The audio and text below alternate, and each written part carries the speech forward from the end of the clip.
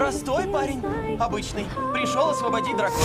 Прямый баран, весь в мать. Ей тоже вечно не сиделось на месте. Ну да, так и Как есть. же подобраться к ночной фурии? Единственный сын Стоика Обширного, наследник трона Олуха и самый великий покоритель драконов на всем белом свете. Да, а в кого ж я, по-твоему, такой непоседа? Покоритель драконов. Никакой он не вождь. Просто мальчишка. Зато я сбил ночную фурию. Я не хочу биться с драконом. Ну да, и что? Не захотел. За 300 лет я первый викинг, не захотевший убить дракона. Я не такой, как они. Благодари за это юного вождя Олуха. Сынка Стоика? У тебя сердце вождя и душа дракона. Но оседлавший его